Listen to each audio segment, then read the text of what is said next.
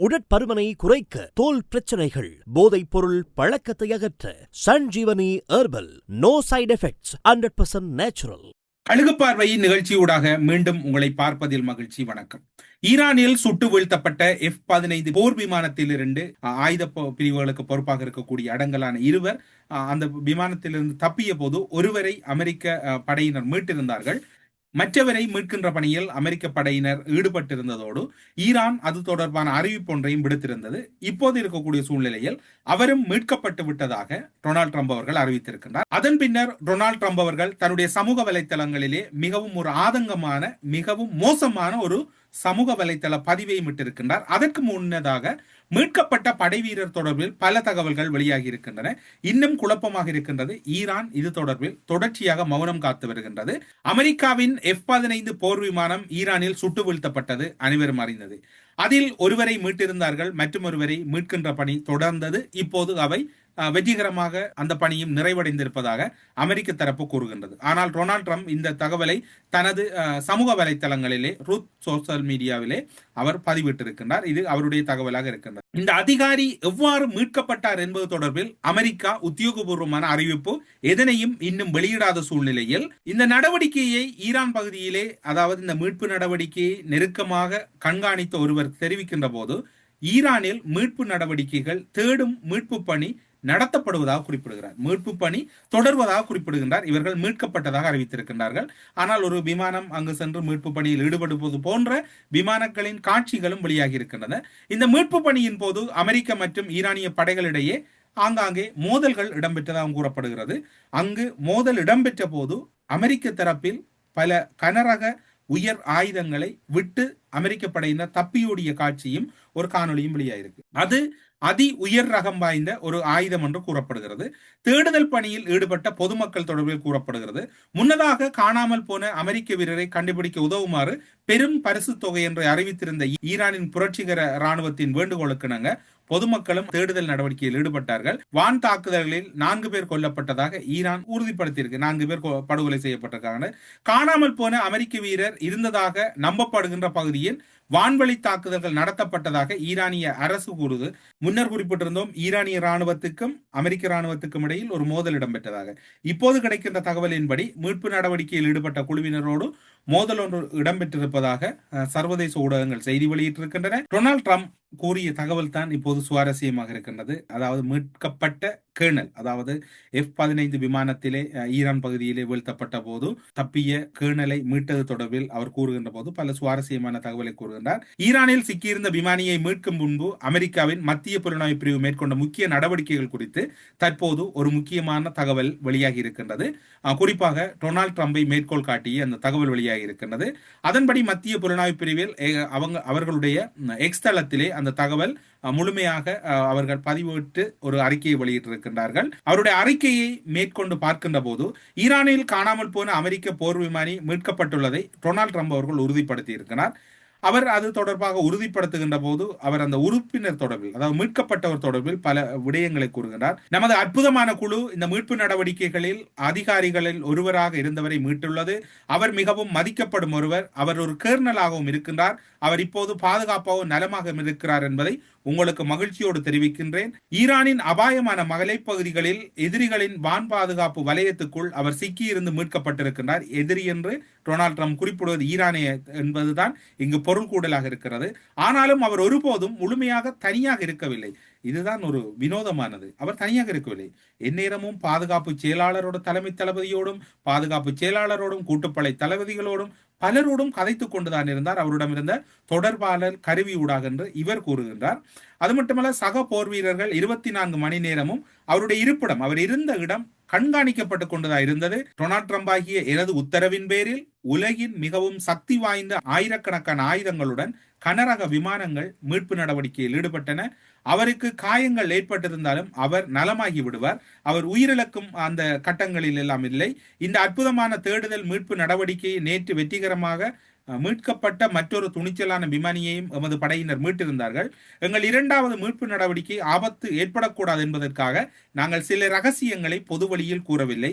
அந்த மீட்பு நடவடிக்கை நாங்கள் உறுதிப்படுத்தவும் இல்லை, மீட்பு நடவடிக்கை இருக்கிறது என்று கூறவும் இல்லை. ஏனென்று சொன்னால் ஈரானினுடைய உளவுத்துறையை ஏமாற்ற வேண்டும் என்பதுதான் எங்களுடைய நோக்கமாக இருந்தது. ஈரானின் உளவுத்துறையையும் ஈரானின் புரட்சிகர இராணுவத்தையும் ஏமாற்றி விட்டுத்தான் நாங்கள் இந்த காரியத்தை செய்தோம். அதனால்தான் நாங்கள் ஒருவரை மீட்டோம், மற்றொருவரை மீட்க முடியவில்லை என்று தொடர்ச்சியாக கூறிக்கொண்டிருந்தோம். அதுவெல்லாம் எங்களுடைய ராஜதந்திரம் மற்றும் புலனாய்வு ரீதியான விடயங்களாக இருக்கிறது. இராணுவ வரலாற்றில் மலை பிரதேசத்தின் ஆழத்தில் 2 அமெரிக்க விமானிகள் தனித்தனியாக மீட்கப்படுவது இதுவே முதல் தரம். அமெரிக்க இவ்வளவு போர்க்காலங்களில் கடந்திருக்கின்றது, பெரும் போர்களை எல்லாம் சந்தித்திருக்கிறது. அமெரிக்க வரலாற்றில் ஒரு மலை பகுதியில் இருந்து ஆபத்தான கட்டத்திலிருந்து மீட்கப்பட்ட முதலாவது வரலாறாக இது பதிவாகின்றது. நாங்கள் ஒரு அமெரிக்க போர் வீரரை ஒருபோதும் கைவிடவோ இழக்கவோ மாட்டோம் என்பதை இந்த நடவடிக்கையின் மூலம் உறுதிப்படுத்தி இருக்கிறோம். இந்த 2 நடவடிக்கைகளிலும் ஒரு அமெரிக்க வீரர் கூட பாதிக்கப்படவில்லை, கொல்லப்படவும் இல்லை.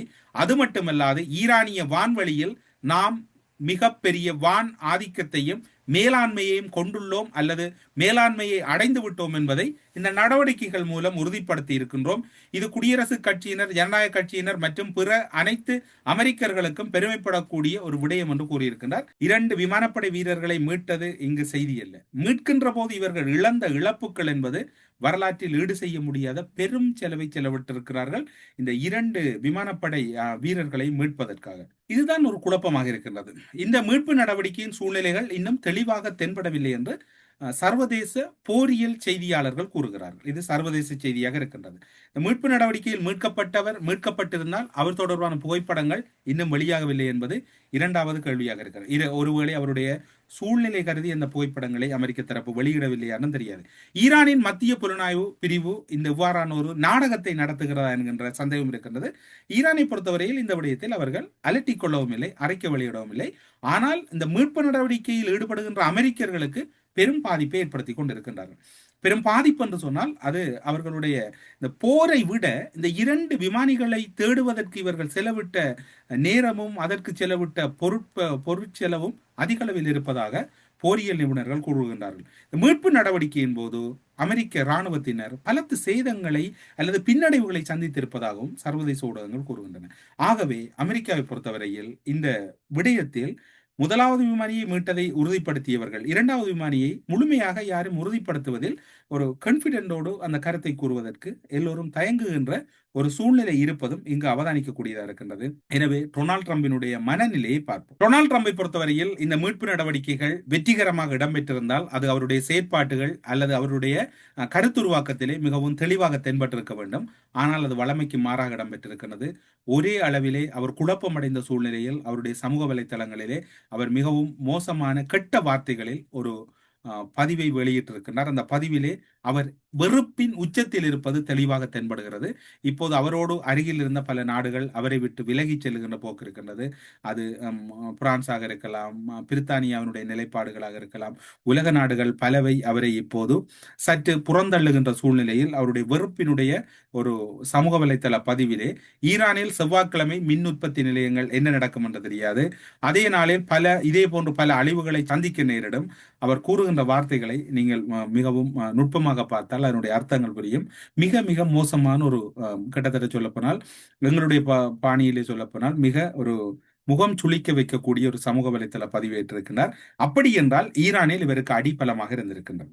அத்தோடு இனி வருகின்ற நாட்களில் விமானத்தின் மூலம் ஈரான் மீது தாக்குதல் நடத்துவதில்லை, ஏவுகணை தாக்குதல்களை நடத்துவோம். ஆக குறைந்தது சுமார் 965 கிலோமீட்டர் தொலைவில் உள்ள இலக்குகளை துல்லியமாக தாக்கும் திறன் கொண்ட ஏவுகணைகளை பயன்படுத்துவதென்றும் பாதுகாப்பு மண்டலத்துக்குள் நுழையவோ பாதுகாப்பான தூரத்திலிருந்து அவற்றை ஏவ முடியும்.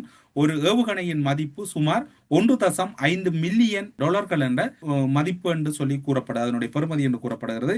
இனிவரப்போகின்ற நாட்களில் நாங்கள் விமானத்தை பயன்படுத்துவதில்லை, பல விமானங்களை இழந்து விட்டோம், போரின் நடவடிக்கைகள் தீவிரமடைந்திருக்கின்றன, போரினுடைய முறையை மாற்றுங்கள் என்கின்ற ஒரு கடுமையான உத்தரவு பிறப்பிக்கப்பட்டிருப்பதாக பென்டகன் செய்திகள் தெரிவிக்கின்றன. F-15 விமானம், அதே போன்று A-10 விமானங்கள், F-35 விமானங்கள், KC-135 எரிபொருள் நிரப்பும் விமானங்கள் மற்றும் E-3 விமானங்கள், அதே போன்று F-18 விமானங்கள் என்று பல போர் விமானங்களை சாறை சாறையாக இழந்திருக்கின்றது அமெரிக்கா. உடனடியாக போரினுடைய முறையை மாற்றுவது என்கின்ற ஒரு முடிவு எடுக்கப்பட்டுள்ளதாக கூறப்படுகிறது. அது மட்டுமல்லாது இந்த முடிவின் அடிப்படையில் தொடர்ச்சியாக ஈரான் பகுதிகளுக்குள் ஏற்பட்டிருக்கக்கூடிய பின்னடைவு, உலங்கு வானூர்திகள் ஹெலிகாப்டர்கள் கூட இப்போது வீழ்த்தப்பட்டிருக்கின்றன, மீட்பு நடவடிக்கைக்கு சென்ற ஹெலிகாப்டர்கள். ஆனால் ஈரான் தரப்பிலே இந்த நடவடிக்கையிலே மிக நிதானமாக இருக்கின்றார்கள். எந்த ஒரு அவசரம் படுகின்ற சூழ்நிலை இல்லாமல் இருக்கிறது. ஆனால் போரினுடைய தன்மை மிக தீவிரமடைந்திருக்கின்றது. இன்னும் ஒரு தகவல், இது சமூக வலைத்தளங்களிலே கூறப்படுகின்ற 2 தகவல் இருக்கின்றது. ஒன்று, அந்த விமானப்படை வீரர்கள் ஈரான் கைப்பற்றியிருப்பதாகவும் இஸ்ரேல் தரப்பால் கைது செய்யப்பட்டிருக்கக்கூடிய பலஸ்தீனர்களை விடுதலை செய்ய வேண்டும் என்கின்ற ஒரு கோரிக்கை முன்வைக்கப்பட்டதாக சமூக வலைத்தளங்களிலே வெளியாகின்றது. இன்னும் ஒன்று தகவல் வெளியாகின்றது, ஈரான் பகுதிகளிலே அமெரிக்க விமானப்படை வீரர் மீட்கின்ற நடவடிக்கையில் அந்த மீட்பு நடவடிக்கையில் ஈடுபட்டவர்களுக்கும் அவர் அந்த விமானப்படை வீரரை காப்பாற்றுகின்ற வேலைகளிலும் ஈரான் பொதுமக்கள் தான் ஒத்துழைப்பாக இருந்து அவரை மீட்டு அமெரிக்க ராணுவத்திடம் கொடுத்ததாகவும் 2 உத்தியோகப்பற்ற தகவல்கள் தெரிவிக்கின்றன. அவை முழுமையாக ஒரு தரப்பு தகவலாக இருக்கின்றது. அவற்றை 2 தரப்புகள் அல்லது ஊடகங்களோ முழுமையாக உறுதிப்படுத்த முடியாத ஒரு சூழ்நிலையில் இருக்கின்றமையும் இங்கு சுட்டிக்காட்டத்தக்கதாக இருக்கிறது. கழகு பார்வையூடாக பல விடயங்களை சுமந்து வந்திருக்கின்றோம். ஆனாலும் கூட விமானப்படை வீரர் எங்கு, அவரை காட்டுங்கள் என்றால் அது தெரியாது என்றுதான் கூற வேண்டியிருக்கிறது. ஆனாலும் மீட்பு பணி முடிந்து விட்டதாகவும் அவரை மீட்டு விட்டோம் என்றும் டொனால்ட் ட்ரம்ப் கூறியிருக்கிறார் என்றால், ஒருவேளை மீட்டது உண்மையா என்றால் அதற்குரிய பதிலை அவர் நாளை மறுதினம் உறுதிப்படுத்த வேண்டியிருக்கிறது.